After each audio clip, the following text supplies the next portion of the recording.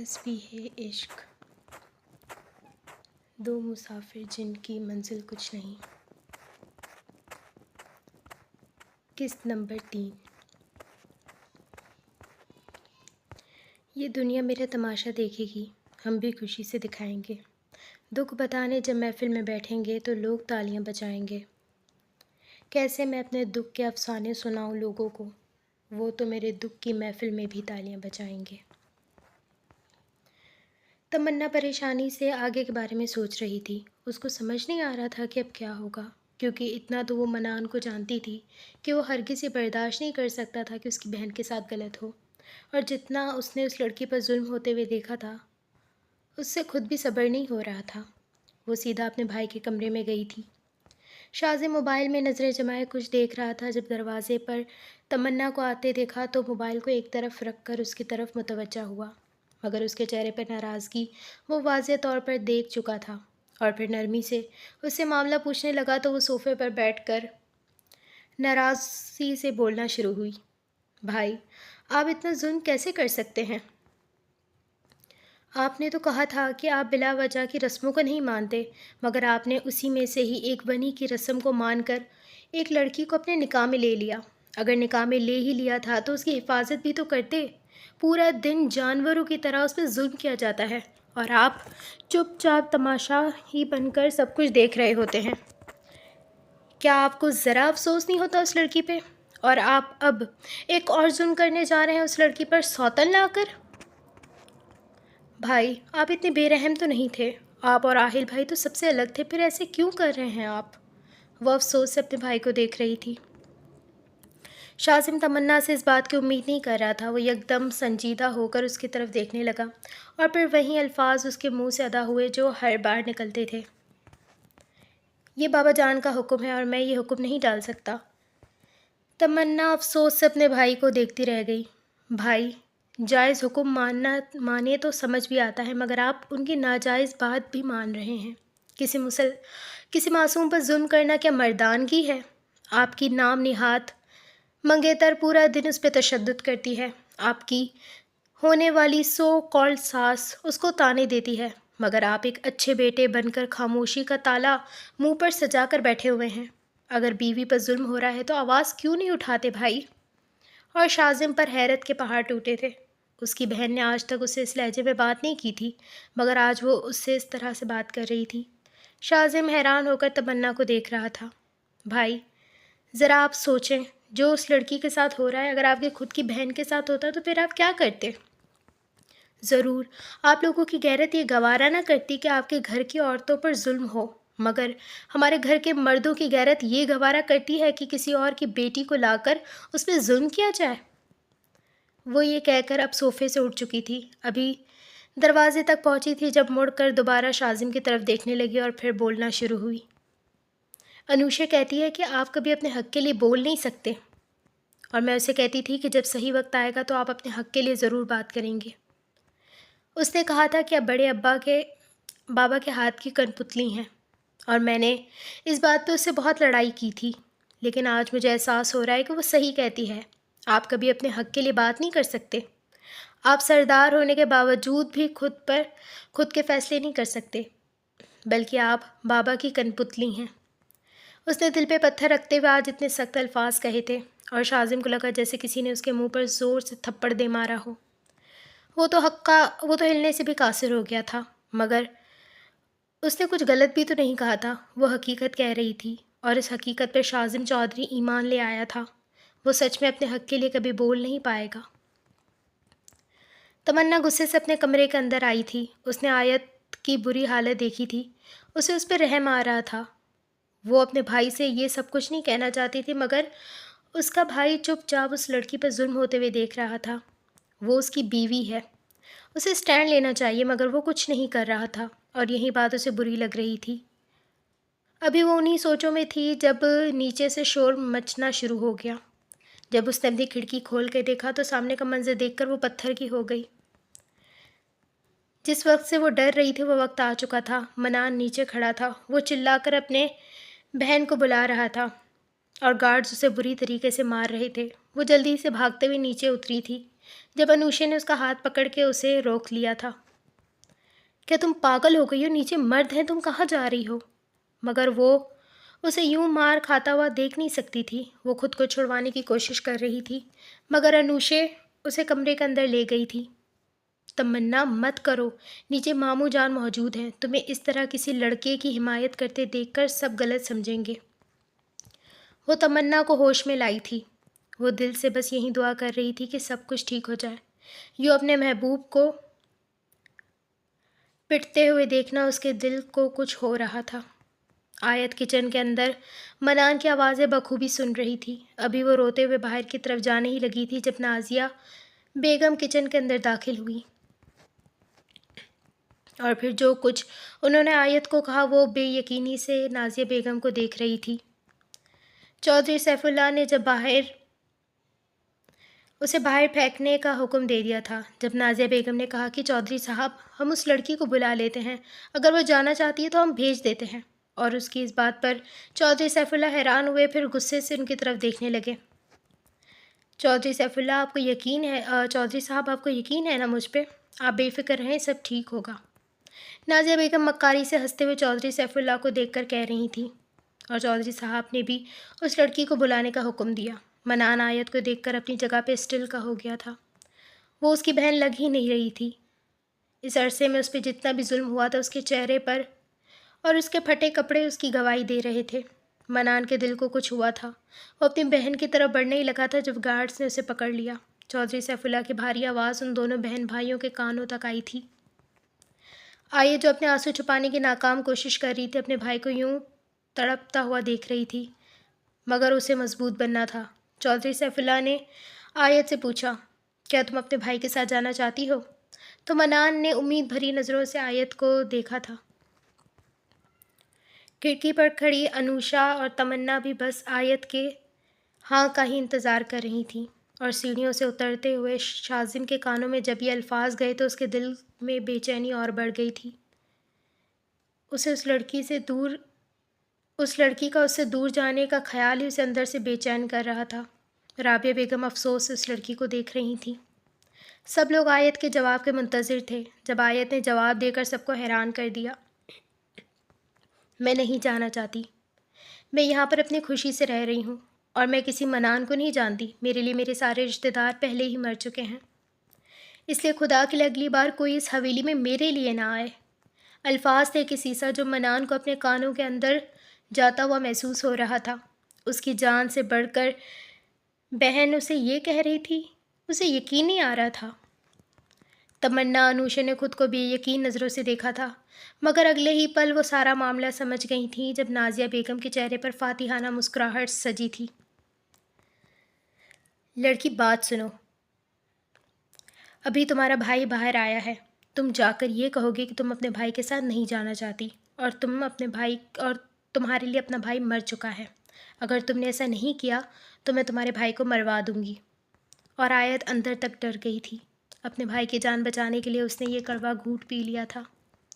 उसने ये अल्फाज कैसे अदा किए थे वो खुद ही जानती थी।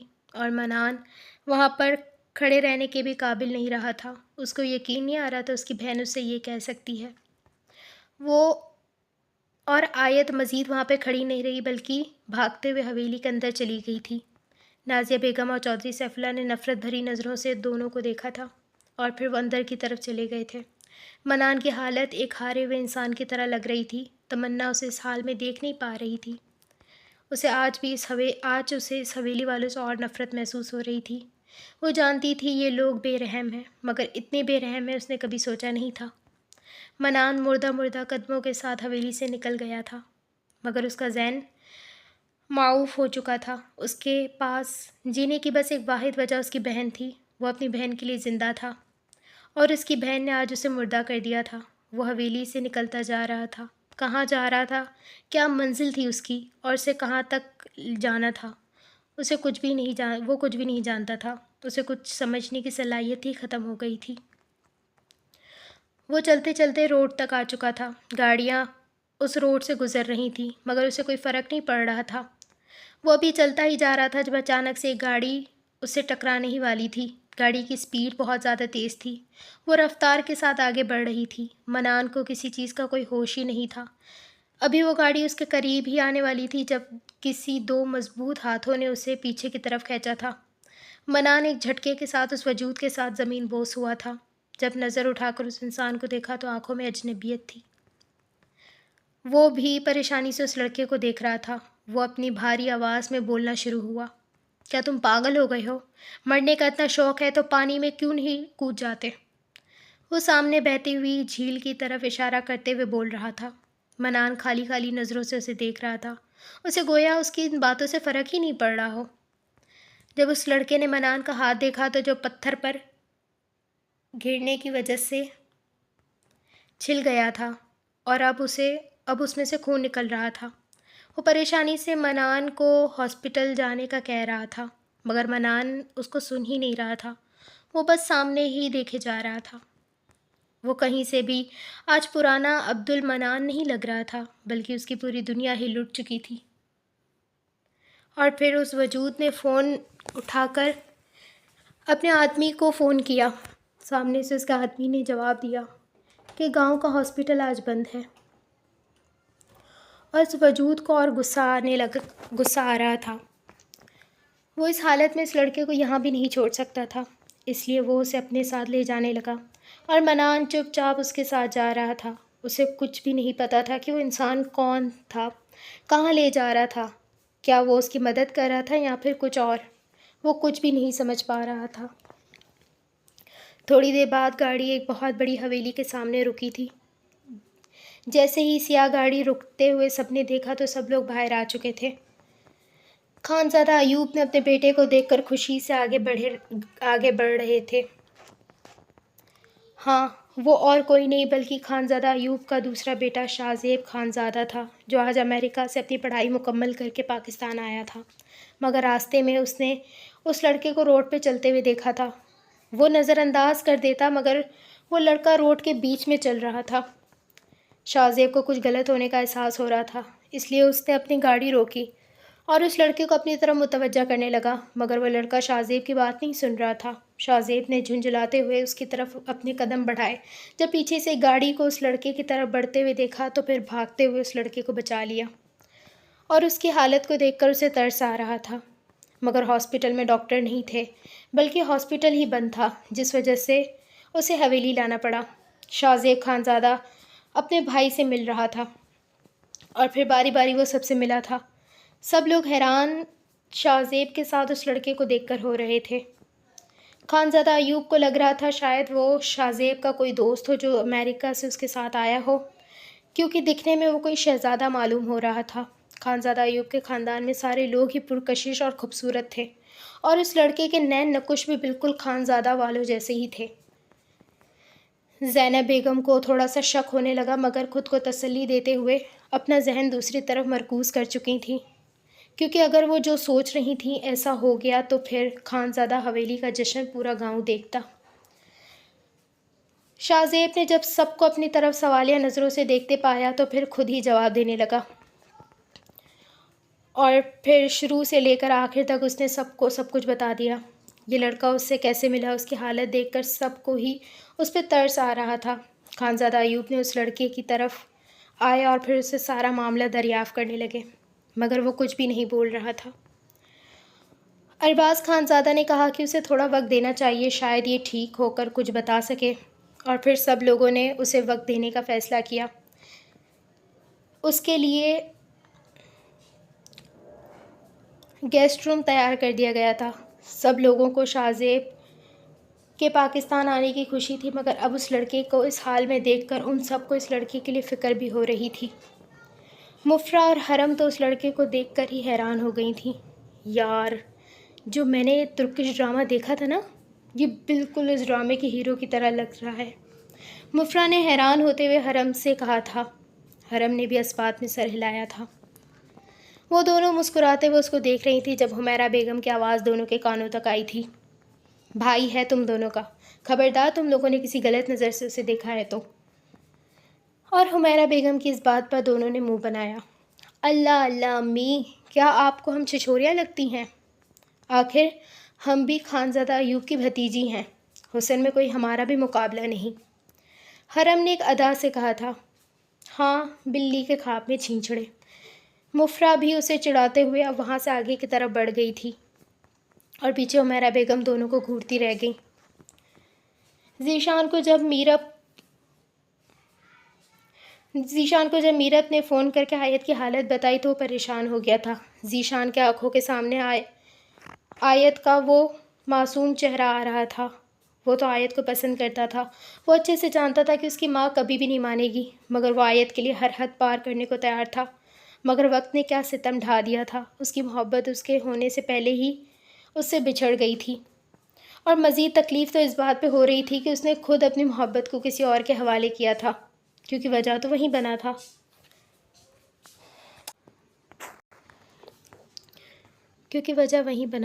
اسے خود سے عجیب سی گھن محسوس ہو رہی تھی، مگر وہ سوائے پچھتاوے کے اب اس کے پاس کچھ بھی نہیں کر سکتا تھا۔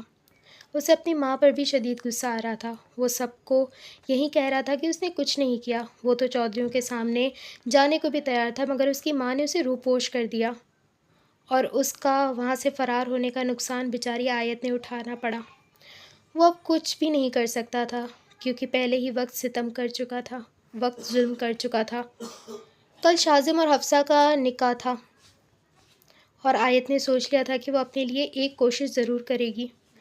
وہ اس انسان کو اپنے احساسات سے روشنا کرے گی، ہو سکتا ہے وہ پھر شادی سے انکار کر دے۔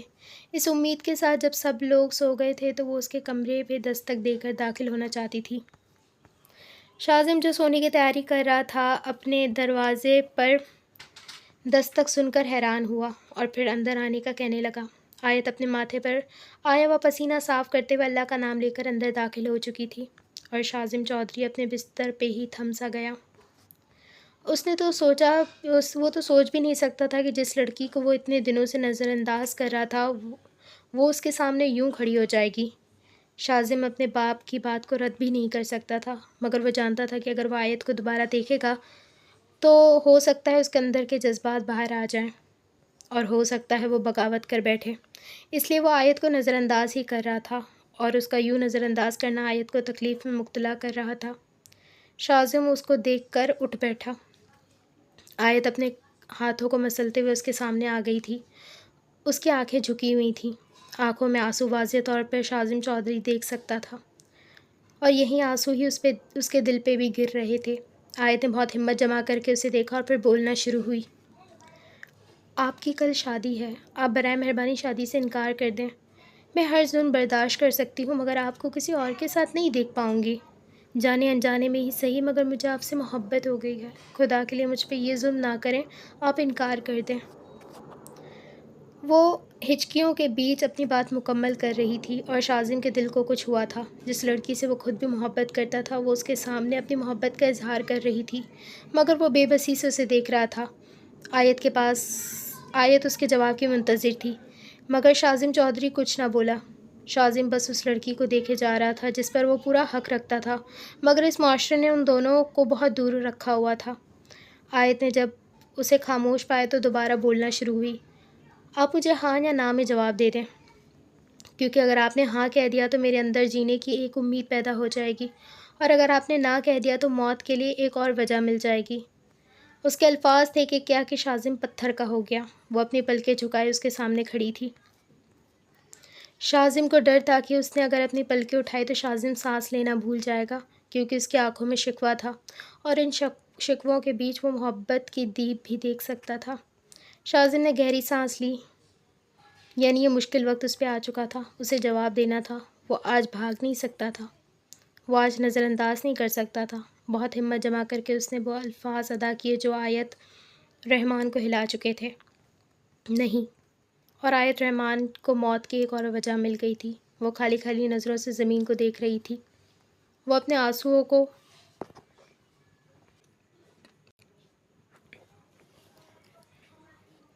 قالین پر گرتے ہوئے دیکھ رہی تھی۔ بہت ہمت جما کر کے اس نے اپنی پلکیں اٹھائی تھیں، اور شاذم چودھری سچ میں سانس لینا بھول گیا تھا۔ اللہ آپ کو خوش رکھے، مگر آپ کی زندگی میں آیت رحمان اب کبھی بھی نہیں آئے گی، کیونکہ میں محبت میں شراکت برداشت نہیں کرتی، اور آپ کی زندگی میں آیت رحمان کی کوئی جگہ نہیں ہے۔ اگر کل آپ کی شادی ہو گئی تو میری طرف سے مبارکباد ابھی قبول کر لیجیے۔ شاید کل پھر سے یا تو آپ مجھے نظر انداز کریں یا پھر آیت رحمان آپ کو کہیں نظر ہی نہ آئے، اور اگر آپ کو کسی کی موت کی اطلاع ملے تو انا للہ و انا الیہ راجعون کہنے کے بعد اپنے ہاتھوں سے اس وجود کو قبر میں دفن کیجیے گا۔ وہ اتنا کہہ کر وہاں سے جا چکی تھی۔ شاذم چودھری کو پتہ نہیں کیوں مگر آج خود پر غصہ آ رہا تھا۔ تمنا اسے آئینہ دکھا کر گئی تھی اور آج آیت دوبارہ اسے آئینہ دکھا کر گئی تھی، مگر وہ تمنا کی بات کو تو نظر انداز کر سکتا تھا، مگر آیت کے الفاظ اس کے اندر خنجر کی طرح لگے ہوئے تھے۔ وہ وہیں پر بیڈ پر گرنے والے انداز میں لیٹ گیا تھا۔ اسے پتہ نہیں کیوں مگر کل سے خوف محسوس ہو رہا تھا۔ اسے لگ رہا تھا کہ وہ سب کچھ کھو دے گا۔ پتہ نہیں کیوں مگر اسے کل کا دن خود کی بربادی کا دن لگ رہا تھا، اور اس بات کا جواب تو کل ہی ملنے والا تھا۔ وہ واپس نوکروں کے کمرے کے برابر والے کمرے میں آ گئی تھی۔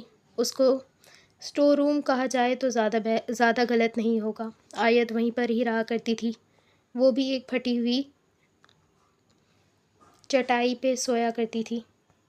آج وہ وہاں پر پھوٹ پھوٹ کر رو رہی تھی۔ روتی تو وہ روز تھی مگر آج آیت رحمان سب کچھ ہار گئی تھی۔ آج اس کی ہار اس کی آنکھوں میں دیکھی جا سکتی تھی۔ اس نے اپنے چہرہ آسمان کی طرف کیا اور گہری سانس لیتے ہوئے اس نے اپنا فیصلہ کر لیا کہ اسے کیا کرنا ہے، اور وہ اپنے فیصلے سے پیچھے ہٹنے والوں میں سے نہیں تھی۔ صبح کا سورج ان دو لوگوں کے لیے خوشیاں لایا تھا۔ حفصہ اور اس کی ماں بہت خوش تھیں۔ حفصہ پارلر کے لیے چلی گئی تھی۔ پورے گھر کو دلہن کی طرح سجا دیا گیا تھا۔ آخر گھر کے بڑے بیٹے شاذم چودھری کی شادی جو تھی، پورے خاندان میں جشن کا ماحول تھا۔ پورے گاؤں میں مٹھائیاں بانٹی جا رہی تھیں۔ یہ بات حسینہ بیگم والوں تک کو بھی پتہ چل گئی تھی۔ میرب کو جب یہ بات پتہ چلی تو آیت کے شوہر کی دوسری شادی ہو رہی ہے تو وہ سمجھ گئی تھی کہ آیت کی حیثیت وہاں پر کچھ خاص نہیں ہے۔ وہ تو ہمیشہ سے یہی دعا کرتی تھی کہ شاذم بھائی کے دل میں آیت کے لیے محبت آ جائے اور وہ اس کے لیے سب سے لڑ جائیں، مگر یہاں تو سب کچھ الٹا ہو گیا تھا۔ اسے اپنی ماں سے اب مزید نفرت محسوس ہو رہی تھی۔ منان کا بھی کچھ پتہ نہیں چل رہا تھا۔ اسے منان کی بھی الگ فکر ہو رہی تھی۔ وہ منان سے محبت کرتی تھی اور اس کی محبت صرف اس کی ماں کی وجہ سے اس سے دور ہو گئی تھی، اور آیت اس سے بہنوں سے بڑھ کر تھی، اس لیے اسے اپنی ماں اور اس کی ماں نے اس کے کردار کو خراب کرنے کی کوشش کی تھی اور اسے سزا سنا دی تھی۔ اسے تکلیف ہو رہی تھی، وہ بس آیت کے لیے دعا کر رہی تھی۔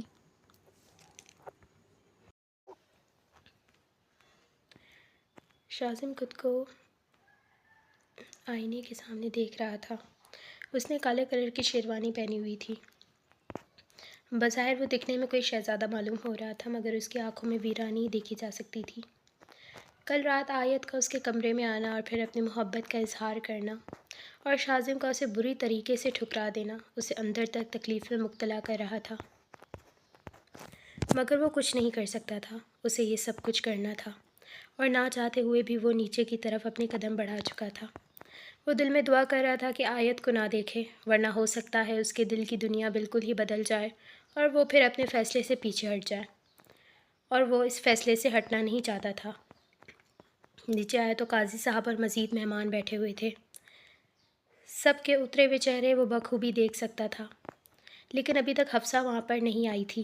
نازیہ بیگم کان پر فون لگائے مسلسل اسے فون لگانے کی کوشش کر رہی تھیں، مگر وہ فون نہیں اٹھا رہی تھی۔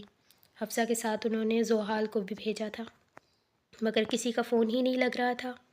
اب تو چودھری سیف اللہ بھی پریشان ہو گئے تھے۔ جب انہوں نے نازیہ بیگم سے حفصہ کا پوچھا تو ان کا یہی کہنا تھا کہ بس آنے ہی والی ہوگی۔ نکاح کا وقت گزرتا جا رہا تھا۔ انہوں نے آہل کو پارلر جانے کا کہا تھا مگر وہ بھی ابھی تک نہیں آیا تھا اور اس کا بھی پتہ نہیں چل رہا تھا۔ تھوڑی دیر بعد وہ جب حویلی داخلی دروازے سے اندر آتا ہوا نظر آیا تو اس کے ساتھ زوحال بھی موجود تھی۔ اس کے ماتھے پر پٹی بندھی ہوئی تھی۔ رابعہ بیگم زوحال کو سنبھالتے ہوئے اب آہل کی طرف متوجہ تھیں، مگر آہل کچھ بول نہیں پا رہا تھا۔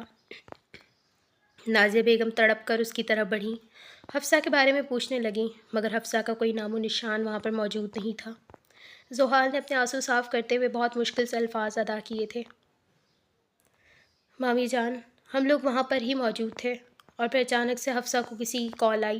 وہ پریشان لگ رہی تھی۔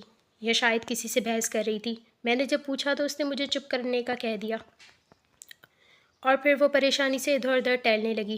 جب میں نے اسے پریشان دیکھا تو پھر دوبارہ ہمت کر کے پوچھا، مگر وہ سننے کو تیار ہی نہیں تھی۔ اور پھر اسے ایک فون آئی۔ وہ بے چینی سے فون اٹھائے پھر پارلر کے باہر نکل جانے لگی۔ مجھے لگا تھا شاید آپ لوگوں میں سے کسی نے فون کیا ہوگا تو میں بھی اس کے ساتھ جانے لگی، مگر اس نے کہا کہ تم یہیں رکو، میں آتی ہوں۔ میرا بھی تھوڑا کام رہتا تھا، اس لیے اس پارلر والی نے مجھے وہیں پر ہی بٹھانے کا کہہ دیا اور میں اس کا انتظار کرتی رہی، مگر وہ نہیں آئی۔ اور پھر چوکیدار نے ایک لفافہ میرے حوالے کیا۔ جب میں پریشانی سے اسے ڈھونڈنے کے لیے باہر نکلی تو وہاں پہ وہ کہیں بھی نہیں تھی۔ چوکیدار نے کہا کہ وہ کسی گاڑی میں بیٹھ کر جا چکی ہے۔ یہ لفافہ اس نے مجھے دینے کے لیے کہا تھا۔ جب میں نے وہ لفافہ کھولا تو میں حیران ہو گئی۔ اس میں یہ لکھا ہوا تھا کہ میں شادی نہیں کر سکتی، میں جا رہی ہوں۔ وجہ میں نے اپنے کمرے میں ایک لفافے پر لکھ کر چھوڑ دی ہے، وہ دیکھ لیجیے گا۔ اور مجھے سمجھ نہیں آیا کہ میں کیا کروں۔ میں اس کو ڈھونڈنے کے لیے سڑک پر آئی تو ایک گاڑی سے مجھے ٹکر لگ گئی اور میرا سر پھٹ گیا۔ وہ تو شکر ہے زیادہ نہیں لگا، مگر مجھے معاف کر دیجیے، آپ لوگوں نے میری ذمہ داری پہ اسے چھوڑا تھا اور میں یہ ذمہ داری نہیں اٹھا سکی۔ وہ ہاتھ جوڑ کر سب کے سامنے معافی مانگ رہی تھی اور نازیہ بیگم کو لگا کہ جیسے پوری حویلی کسی نے ان کے اوپر گرا دی ہو۔ وہ پھٹی پھٹی آنکھوں سے زحال کی باتیں سن رہی تھی۔ یہ نہیں ہو سکتا، یہ شادی اس کی مرضی سے ہو رہی تھی، ایسا ہرگز نہیں ہو سکتا۔ وہ تو شاذم سے محبت کرتی تھی، پھر وہ کیسے کر سکتی ہے یہ؟ تم یہ کہہ رہی ہو کہ میری بیٹی کسی اور کے ساتھ بھاگ گئی؟ میری بیٹی ایسا ہرگز نہیں کر سکتی، ضرور اس کے ساتھ کچھ غلط ہوا ہے۔ وہ چیختے ہوئے سب کو بتا رہی تھی۔ انوشا جلدی سے حفصہ کے کمرے میں گئی اور سائڈ ٹیبل پر رکھا ہوا لفافہ اٹھا کر نیچے لائی۔ شاذم کے آنکھوں میں کوئی تاثرات نہیں تھے۔ جب وہ لفافہ نیچے لائی تو پھر پڑھنا شروع ہوئی۔ امی، میں شاذم سے محبت کرتی ہوں، مگر میں کسی کی دوسری بیوی بن کے نہیں رہ سکتی۔ اس کی آنکھوں میں میں نے اپنے لیے کبھی محبت نہیں دیکھی بلکہ ناگواری دیکھی ہے، اور میں ایسے انسان کے ساتھ ہرگز زندگی نہیں گزار سکتی جو مجھ سے محبت نہیں کرتا۔ اور ویسے بھی مجھے ایک ایسا انسان مل گیا جس کے ساتھ میں خوش رہ سکتی ہوں، جس کی آنکھوں میں میرے لیے محبت ہے۔ میں جا رہی ہوں، اب کوئی مجھے تنگ نہ کرے، میں اپنی خوشی اور مرضی سے جا رہی ہوں۔ اگر آپ لوگوں نے کچھ بھی کیا تو میں پولیس کے پاس چلی جاؤں گی اور مقدمہ چلا دوں گی کہ آپ لوگ میرے ساتھ زبردستی کر رہے ہیں۔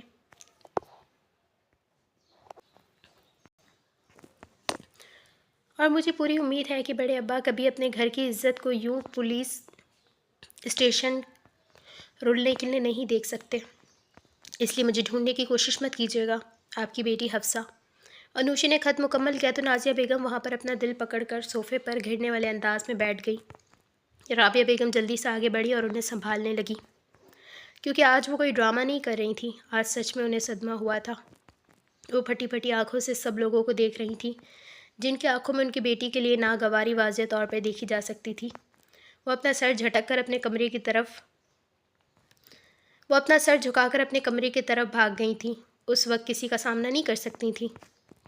چودھری سیف اللہ نے بھی یہی کہہ دیا تھا کہ اگر وہ اپنی مرضی سے گئی ہے تو ٹھیک ہے، ہم میں سے کوئی بھی اس کو نہیں ڈھونڈے گا، مگر ہمارے لیے اب وہ مر چکی ہے، ہم نے ہی غلط کیا تھا اسے بے جان چھوٹ دے کر، اسے اپنی بیٹیوں سے بڑھ کر رکھا تھا، مگر وہ ہماری عزت کو یوں روند کر چلی گئی، ہم کبھی سوچ بھی نہیں سکتے تھے۔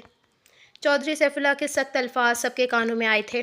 سیڑھیوں پر چڑھتے ہوئے نازیہ بیگم کے کانوں میں بھی یہ الفاظ بخوبی سنائی دیے تھے۔ وہ اپنے آنسو ضبط کرتے ہوئے کمرے میں بند ہو چکی تھیں۔ پیچھے آدھے مہمان جا چکے تھے، بلکہ خاندان کے چند لوگ ہی بچے تھے۔ چودھری سیف اللہ کی آواز دوبارہ ان سب کے کانوں میں گئی تو سب لوگ اپنی جگہ پر ساکت ہو گئے۔ قاضی صاحب واپس جانے ہی لگے تھے جب چودھری سیف اللہ نے انہیں روک لیا اور یہ کہہ دیا کہ نکاح ہوگا۔ اگر حفصہ بھاگ گئی ہے تو کیا ہوا؟ ابھی اس وقت شاذم کا نکاح زحال سے ہوگا، اور زحال شاذم دونوں اپنی جگہ پہ پتھر کے ہو گئے۔ شاذم کو لگا کہ اب وہ اور برداشت نہیں کر پائے گا۔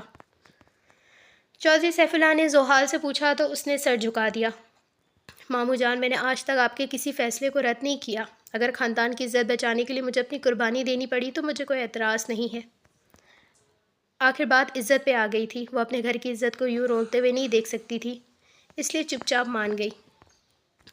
البتہ شاذم بے چینی سے وہاں سے جانے ہی لگا تھا جب چودھری سیف اللہ کی آواز دوبارہ ان کے کانوں میں آئی تھی۔ شاذم، تمہارا نکاح ابھی ہوگا، تم کہاں جا رہے ہو؟ اور شاذم اپنی جگہ پہ پتھر کا ہو گیا۔ اس بار وہ اس نے باری باری سب کی آنکھوں میں دیکھا تھا۔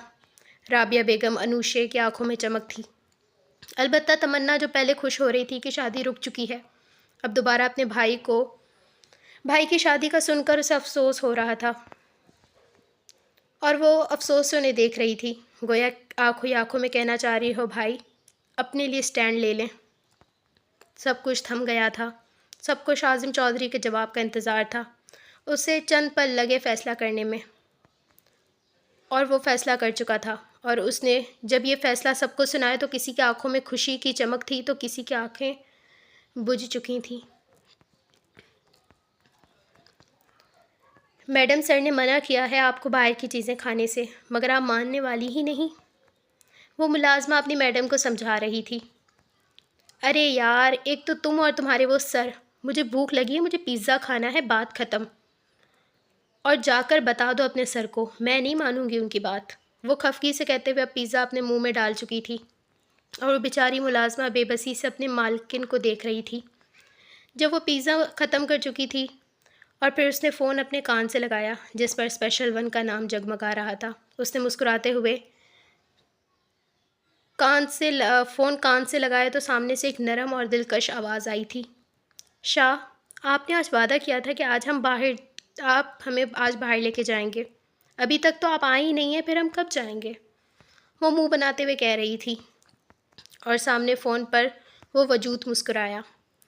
ابھی وہ لڑکی اس میٹھے بھرے لہجے میں ہی اس سے بات کر رہی تھی جب اس وجود کے پیچھے کسی نفسانی آواز کو سنا تو اس کے تاثرات یکدم سخت ہوئے۔ پیچھے کسی لڑکی کی آواز آ رہی تھی۔ اس نے یکدم سوال کیا تو وہ ہلکا سا مسکرایا، کیونکہ وہ اچھی طریقے سے جانتا تھا کہ یہ لڑکی اس کے معاملے میں کتنی حساس تھی۔ ارے میری جان، کلائنٹ ہے اور ایسی کوئی بات۔ ابھی وہ وضاحت پیش کرتا جب اس لڑکی نے فون بند کیا اور ڈرائیور کو گاڑی نکالنے کا کہا، اور اس کے حکم کے مطابق ڈرائیور گاڑی نکال چکا تھا۔ تھوڑی دیر بعد وہ اس کمپنی میں موجود تھی جو اس کے شاہ کی تھی۔ سب لوگ اسے اچھی طریقے سے جانتے تھے، اس لیے کسی نے بھی اسے روکنے کی ہمت نہیں کی، کیونکہ سب لوگ اچھے سے جانتے تھے کہ اگر ان لوگوں نے اسے روکا تو مطلب ان کی شامت آئی۔ وہ ایک ادا سے چلتی ہوئی میٹنگ روم میں داخل ہوئی تھی۔ جیسے ہی اس کی نظر شاہ پر گئی تو اس کی آنکھوں میں چمک آئی تھی، مگر اس کے ساتھ 2 کرسیاں چھوڑ کر جو لڑکی بیٹھی ہوئی تھی اس کی آنکھوں میں بھی شاہ کو دیکھ کر ایک الگ ہی جذبات تھے جو وہ یہ برداشت نہیں کر سکتی تھی۔ وہ جلدی سے چلتے ہوئے اپنے شاہ کی طرف آئے اور محبت بھرے لہجے میں کہنے لگی، شاہ، ہم آپ کا انتظار کر رہے تھے، آپ جانتے ہیں نا ہم آپ سے کتنی محبت کرتے ہیں، ہم آپ کو اپنی آنکھوں سے اوجھل ہوتے ہوئے دیکھ ہی نہیں سکتے۔ وہ اتنی محبت سے کہہ رہی تھی کہ اس لڑکی کی آنکھوں میں جو چمک تھی وہ 2 منٹ کے لیے مان پڑ گئی تھی، اور یہی تو وہ چاہتی تھی۔ شاہ بھی اس کی بات سمجھ کر اب اپنے سارے کلائنٹس کی طرف متوجہ ہو کر دیکھ رہے تھے۔ میں نے تعارف نہیں کروایا، یہ لڑکی میری منگیتر ہے، معاویہ شاہ کے دل پر راج کرتی ہے، اس کا نام آیت رحمان ہے، اور بہت جلد آیت معاویہ شاہ بن جائے گی۔ وہ مسکراتے ہوئے سب سے تعارف کروا رہا تھا۔ آیت کی مسکراہٹ اور گہری ہو گئی، وہ تو معاویہ پر فدا ہوئے جا رہی تھی، اور پھر معاویہ نے اپنی اتنی بڑی میٹنگ اپنی جان کے لیے کینسل کر دی اور بیچ میں ہی چھوڑ کر اس کے ساتھ باہر نکل گیا۔ وہ ایسا ہی تھا، آیت کے لیے وہ اپنی بڑی سے بڑا نقصان بھی آسانی سے کر دیتا تھا، اسے فرق بھی نہیں پڑتا تھا۔ آیت اس کے دل کی دھڑکن تھی جسے وہ چاہ کر بھی نہیں کھو سکتا تھا، اور آیت معاویہ کے لیے اتنی حساس تھی کہ وہ کسی لڑکی کو اس کے ساتھ برداشت نہیں کر سکتی تھی۔ اس کی یہی سوچ تھی کہ معاویہ شاہ پر صرف آیت رحمان کا حق ہے، اور اگر کسی نے بھی معاویہ شاہ پر حق جتانے کی کوشش بھی کی تو وہ اس انسان کو دنیا سے ختم کر دے گی۔ وہ دونوں مسکراتے ہوئے اب ایک ریسٹورنٹ کے اندر داخل ہو چکے تھے۔ لوگ مڑ مڑ کر ان دونوں کو دیکھ رہے تھے۔ آخر معاویہ شاہ کو کون نہیں جانتا تھا، بزنس کی دنیا کا ایک مشہور نام۔ اس کی اتنی کمپنی تھی کہ شاید گننا بھی مشکل ہو جائے۔ صرف پاکستان میں نہیں بلکہ بیرون ملک میں بھی اس نے اپنا کام اچھا خاصا پھیلایا ہوا تھا۔ پاکستان کے امیر لوگوں میں اس کا نام شامل ہوتا تھا۔ ہر لڑکی اس کی ایک نظر کے لیے ترستی تھی، مگر اس کی محبت، اس کی نظریں صرف اس کی آیت کے لیے تھیں۔ آیت اپنے پسند کا کھانا منگوایا تو معاویہ نے اسے گھور کر دیکھا، جس پر وہ اس کے گال پر چٹکی کاٹنے لگی۔ شاہ، آپ جانتے ہیں نا مجھے یہ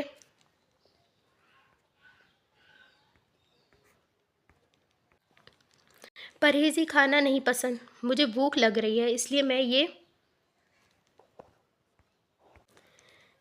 نے یہ آرڈر کیا ہے، اب آپ منع نہیں کیجیے گا۔ وہ منہ بناتے ہوئے کہہ رہی تھی۔ معاویہ نہ چاہتے ہوئے بھی اس کی بات پر مسکرایا اور پھر اجازت دینے لگا۔ کئی دنوں سے آیت کی طبیعت خراب تھی کیونکہ وہ باہر کی چیزیں زیادہ کھایا کرتی تھی، جس پر ڈاکٹر نے سختی سے منع کیا تھا اسے باہر کی چیزیں نہیں کھانے دینی، مگر وہ جانتی تھی اپنے شاہ کو کیسے منانا ہے۔ معاویہ بھی اب اپنے کھانے میں مصروف ہو چکا تھا۔ وہ دونوں اپنی ہی باتوں میں مصروف تھے جب اچانک سے ریسٹورنٹ کا شیشہ ایک گولی کی آواز سے ٹوٹا تھا۔ پورے ریسٹورنٹ میں شور برپا ہو گیا، سب لوگ ادھر ادھر بھاگنے لگے۔ آیت ڈرتے ہوئے معاویہ کا ہاتھ پکڑ لیا تھا۔ معاویہ نے آیت کو سب سے بچاتے ہوئے گاڑی میں بٹھا دیا۔ شاہ، آپ کہاں جا رہے ہیں؟ معاویہ کو واپس جاتے ہوئے دیکھ کر وہ پریشان ہو گئی۔ میری جان، میں اپنا کچھ سامان وہاں پر بھول گیا ہوں۔ تم نوح کے ساتھ گھر جاؤ۔ نوح، اس کو گھر چھوڑ دینا، میں بس آتا ہوں۔ مگر آیت اسے کسی حال میں بھی چھوڑنے والی نہیں تھی۔ اس نے نوح کو اشارہ کیا تو وہ بھی اس کا اشارہ سمجھتے ہوئے اب گاڑی آگے بڑھا چکا تھا۔ آیت بے بسی سے اسے دور جاتے ہوئے دیکھ رہی تھی۔ معاویہ جب واپس آیا تو فائرنگ اسی طریقے سے جاری تھی، یعنی وہ لوگ اسے مارنے آئے تھے، اور اگلے ہی پل معاویہ نے اپنی جیب سے بندوقیں نکالیں اور اس پہ فائر کرنے لگا۔ جب تک معاویہ کے لوگ بھی وہاں پر آ چکے تھے اور ان لوگوں پر قابو کر کے کچھ لوگوں کو تو وہ مار چکے تھے اور کچھ لوگوں کو اپنے قبضے میں لے چکے تھے۔ معاویہ کی آنکھیں غصے کے مارے سرخ ہو گئی تھیں۔ وہ ان سب کو کال کوٹری میں بند کرنے کا حکم دے چکا تھا اور پھر آدھے گھنٹے بعد وہ ان سب کے سامنے موجود تھا۔ کال کوٹری پورے اندھیرے کمرے سے بھری ہوئی تھی۔ اوپر ایک بلب جھول رہا تھا جس میں ان لوگوں کے چہرے واضح طور پہ دیکھے جا سکتے تھے۔ معاویہ ان لوگوں کے سامنے آیا اور مسکراتے ہوئے اپنی بندوق صاف کرنے لگا۔ وہ 4 لوگ گھبراتے ہوئے اب معافی مانگ رہے تھے، لیکن معاویہ شاہ اپنے اوپر ہونے والا وار تو معاف کر سکتا تھا، مگر اپنی جان پر ہونے والا وار ہرگز نہیں۔ معاویہ شاہ کی کمزوری آیت رحمان تھی، اور وہ لوگ آیت رحمان کو مارنا چاہتے تھے، اور وہ ہرگز یہ معاف نہیں کر سکتا تھا۔ اس نے اپنی جیب سے پلاس نکالا اور اس انسان کے ناخن کو ایک جھٹکے سے اس کے ہاتھ سے الگ کیا تھا۔ پوری کال کوٹری میں اس انسان کی دردناک چیخ گونج رہی تھی۔ باقی کے لوگ تو خوف سے اس درندے کو دیکھ رہے تھے۔ اس کی آنکھوں میں وحشت واضح طور پہ دیکھی جا سکتی تھی۔ تم لوگوں نے بہت بڑی غلطی کر دی۔ کیا تم لوگوں نے یہ نہیں سوچا تھا کہ اگر تم لوگ بچ گئے تو تم لوگوں کا کیا حشر کروں گا؟ تمہارا مالک بھی بڑا بزدل ہے، وہ اس انسان کے ایک ایک ناخن نکالتے ہوئے کہہ رہا تھا۔ خود حملہ کرنے کے بجائے اپنے کتوں کو بھیج رہا ہے، اور کتے بھی وہ جنہیں کھیلنا سکھایا ہی نہیں ہے۔ کہتے ہیں تم لوگوں کو بس لگتا ہے تم لوگوں کو بس ہڈیاں ہی دیتا رہا ہے، تم لوگوں کو اس نے سکھایا کچھ نہیں ہے۔ آخر تم لوگوں نے معاویہ شاہ پر حملہ کرنے کی کوشش کی ہے، انجام تو بھگتنا پڑے گا۔ وہ پھر اپنے ہاتھ میں چاقو اٹھائے اس انسان کا ہاتھ کاٹنا شروع ہو گیا، اور پھر اب اس انسان کا ہاتھ کاٹ کر اس کے ٹکڑے ٹکڑے کر رہا تھا۔ اس کی پوری شرٹ خون سے بھر گئی تھی، مگر وہ اس وقت کوئی درندہ لگ رہا تھا۔ 1 گھنٹے میں اس انسان کے ساتھ اور ان لوگوں پر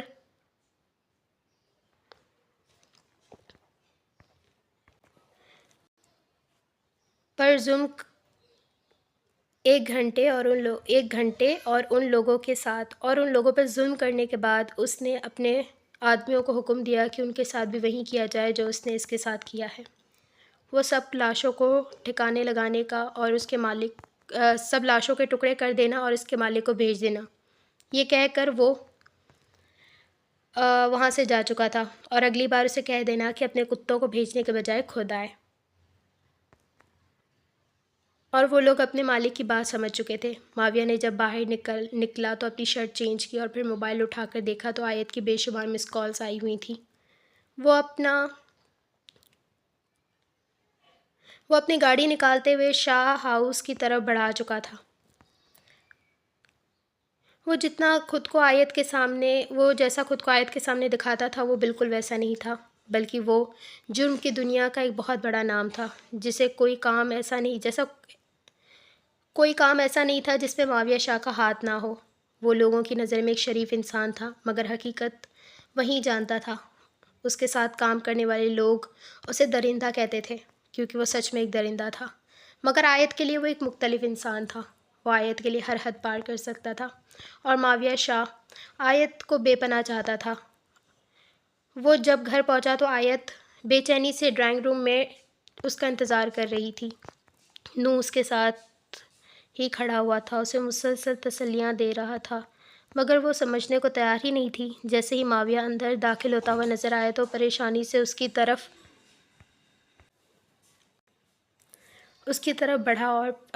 بڑھی اور سوال پہ سوال کرنا شروع ہو گئی۔ شاہ آپ کہاں رہ گئے تھے؟ میں نے کہا تھا میرے ساتھ چلے، پھر آپ کیوں نہیں چلے؟ اور وہ لوگ کون تھے؟ کہیں وہ لوگ آپ کو تو نہیں مارنے آئے تھے؟ شاہ مجھے بتائیں، مجھے پریشانی ہو رہی ہے۔ وہ پریشانی سے معاویہ کو دیکھ کر کہہ رہی تھی۔ معاویہ ہلکا سا مسکرایا، پھر اس کے گال کو تھپ تھپاتے ہوئے بولا، ارے شاہ کی جان، مجھے کچھ بھی نہیں ہوا۔ کچھ لوگوں کا نقصان ہوا تو میں ان کا نقصان پورا کرنے گیا تھا، اور دیکھو اب میں تمہارے سامنے صحیح سلامت موجود ہوں۔ اور تم اتنا پریشان مت ہوا کرو، کیونکہ تم پریشان ہوتی ہو تو اور خوبصورت لگتی ہو، اور میری نیت تو ویسے بھی تم پہ خراب ہے، اس لیے مجھے بہکایا نہ کرو۔ وہ شرارتی لہجے میں کہہ کر اسے سرخ کر چکا تھا۔ وہ بھی اپنا سر جھکا کر اپنے کمرے کی طرف چلی گئی تھی، اور اس کے جاتے ہی معاویہ کا چہرہ سخت ہو گیا۔ نو نے اسے سنجیدہ ہوتے ہوئے دیکھا تو پھر کہنے لگا مگر معاویہ نے اسے اسٹڈی روم میں آنے کا کہا تھا۔ جیسے ہی وہ وہاں پر پہنچا، نو نے اسے سب بات بتا دی۔ مجھے پتہ ہے وہ لوگ آیت کو مارنے آئے تھے، مگر ان لوگوں نے بہت بڑی غلطی کر دی۔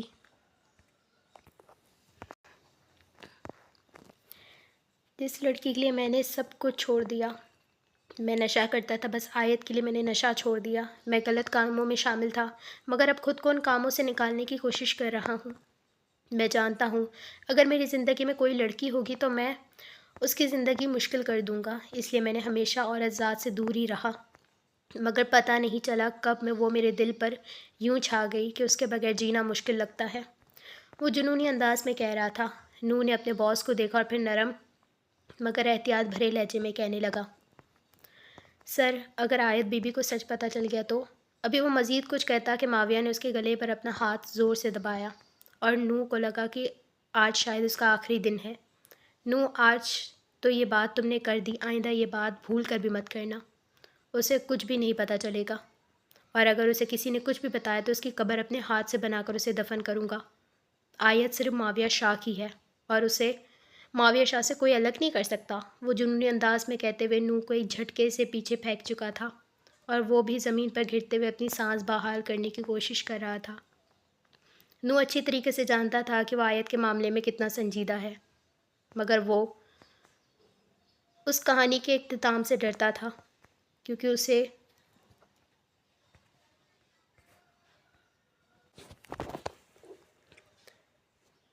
اس بات میں کوئی شک نہیں تھا کہ یہ کہانی بہت حسین تھی، مگر اگر سچائی پر مرکوز ہوتی۔